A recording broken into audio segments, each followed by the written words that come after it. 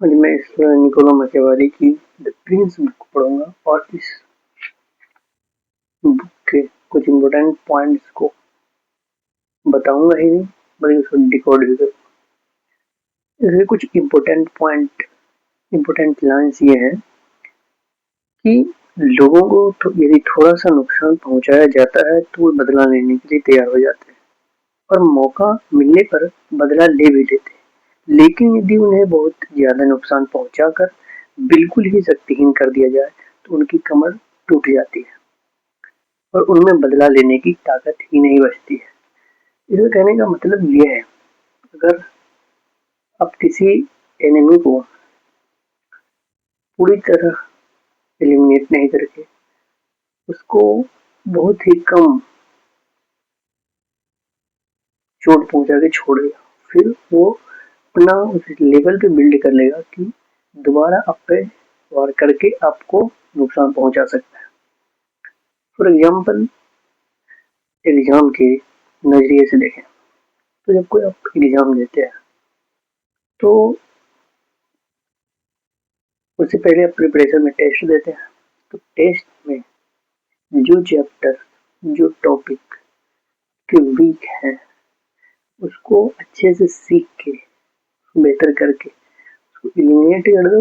नहीं तो वही टॉपिक से अगर क्वेश्चन एग्जाम में आ गए तो वो छोटे से ही टॉपिक बहुत बड़ी नुकसान पहुंचा सकते हैं। उसके बाद एक नेक्स्ट इम्पोर्टेंट लाइन मैकियावेली की ये है कि न केवल वर्तमान संकटों पर बल्कि भविष्य के संकटों पर भी विचार करना चाहिए और इसके लिए उन्हें पूरी ऊर्जा के साथ तैयार रहना चाहिए। समस्याओं को समय रहते ही पहचान लिया जाए तो उसका समाधान करना सरल होता है, लेकिन अगर उन्हें नजरअंदाज किया जाए तो आगे चलकर वे इतनी बड़ी हो जाती है कि कोई भी दवा कारगर नहीं होगी, क्योंकि रोग तब तक लाइलाज हो चुका होता है। मतलब ये कि अभी कोई मुश्किल छोटी लेवल पे है तो उसे पहचान कर मुश्किल को खत्म कर दो, नहीं तो वो मुश्किल जब बढ़ जाएगी तो ठीक नहीं होगा। फॉर एग्जाम्पल, किसी पर्सन को कोई डिजीज है, वो इनिशियल स्टेज पर ही फाइंड करके उसको ट्रीटमेंट कर लिया जाए तो फिर लास्ट स्टेज पर पहुंच के ज्यादा हार्मफुल नहीं होता।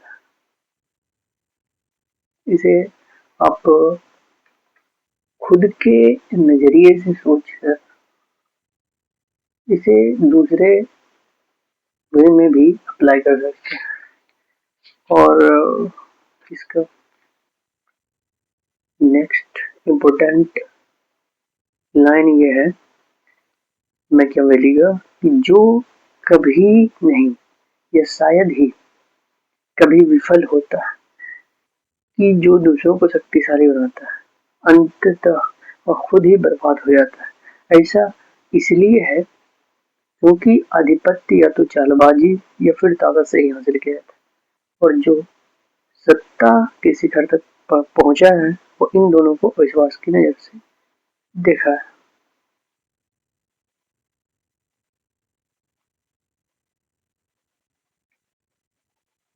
इसका मतलब ये है कि हर चीज काइंडनेस, प्लीज, अप्रूवल ये सब लेके नहीं बना जा सकता है। चालबाजी या फिर ताकत से हासिल किया जाता है या फिर स्ट्रेटेजिकली अचीव किया जा सकता है। अब फॉर एग्जाम्पल, हम किसी एग्जाम की प्रिपरेशन करते हैं, सिर्फ उसकी प्रिपरेशन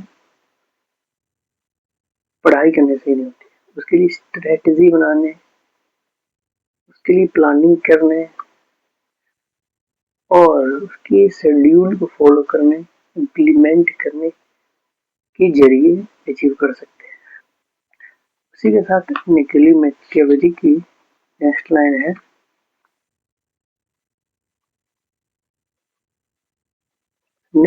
है, कि अगर सुल्तान को युद्ध के मैदान में पराजित कर दिया जाए और ऐसा कर दिया जाए कि दोबारा से अपनी सेना को संगठित न कर सके तो राज्य को संभालना आसान हो जाता है।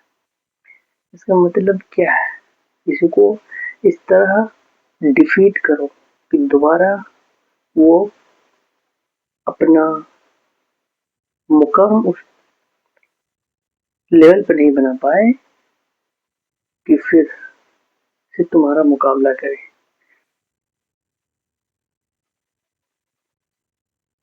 पहले बार में इतने नुकसान कर दो कि दूसरी बार उस लेवल तक वो खड़ा न हो पाए।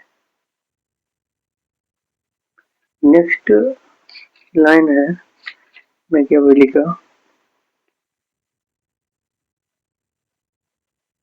कि यदि कोई स्वतंत्रता पूर्वक रहने वाले नगर का मालिक बनने के बाद उसे नष्ट नहीं करता है तो उसे खुद नष्ट होने के लिए तैयार रहना चाहिए, क्योंकि स्वतंत्रता और अपनी प्राचीन परंपरा की दुहाई देकर कभी भी विद्रोह को अंजाम दिया जा सकता है। मतलब अगर तुम ऐसे नागरिक हो किसी कंट्री के जो फ्रीडम को ज्यादा वैल्यू करते हो और फिर तुम उसी के मालिक बन जाते हो, वहीं के नेता बन जाते हो,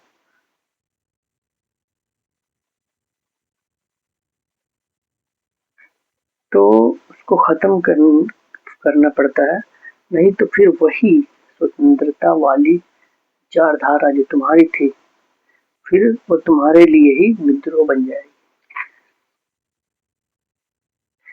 और सबसे अच्छी लाइन जो निकोलो मैकियावेली की लगी वो ये थी कि बुद्धिमान लोगों को चाहिए कि वे सदैव महान व्यक्तियों के बताए हुए मार्ग पर चले और उन महान व्यक्तियों की नकल करें जो सर्वोत्तम है, और अगर वे उनकी बराबरी नहीं भी कर पाते हैं तो भी उनकी महानता का कुछ अंश तो उन्हें अवश्य प्राप्त होगा।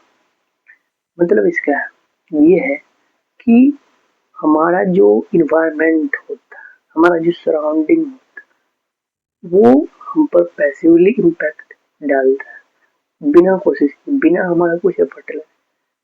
तो इसीलिए हमें ऐसे महान लोगों के साथ अपना वक्त गुजारना चाहिए जो हकीकत में हम पर बेटर इन्फ्लुएंस कर सके, क्योंकि नॉलेज या फिर महानता हायर कंसंट्रेशन से लोअर कंसंट्रेशन तक जाती है। 5-6 लोगों के बीच बैठे जो आपसे हायर पर्सनैलिटी वाले हैं तो आप भी एक दिन हायर पर्सनैलिटी वाले हो जाएंगे। हो सकता है आपके सराउंडिंग में ऐसा माहौल, ऐसा एनवायरनमेंट नहीं हो, तो उस महान पर्सनैलिटी वाले पर्सन्स की, ऑथर्स की या फिर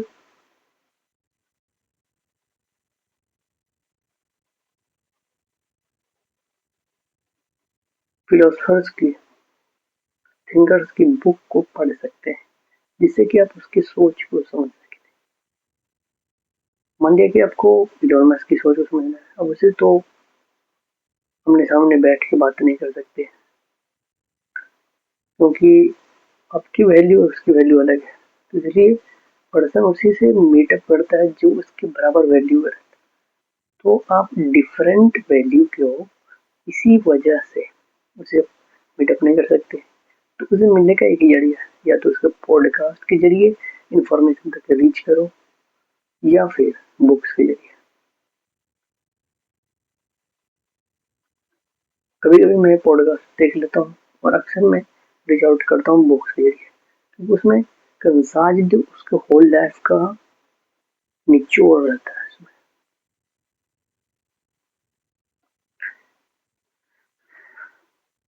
उसके बाद निकोलो मैकियावेली का नेक्स्ट लाइन है वो ये है कि जो किस्मत पर कम निर्भर होता है वो अपना आधिपत्य ज्यादा मजबूती से स्थापित कर पाता है।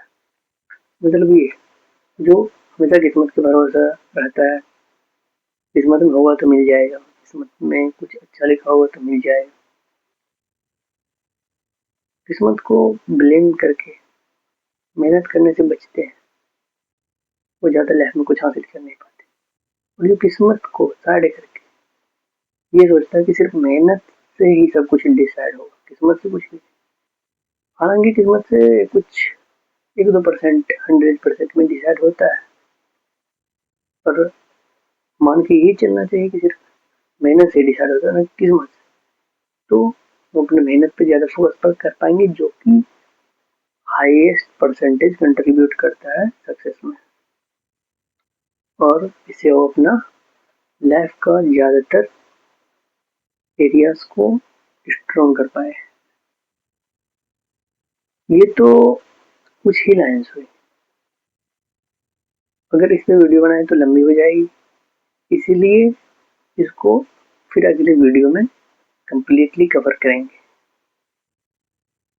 तो आप अगले वीडियो को आने का इंतजार करें, तब तक इसमें बताए गए लर्न का और इसके तरीकों का अपने वे में इस्तेमाल करें।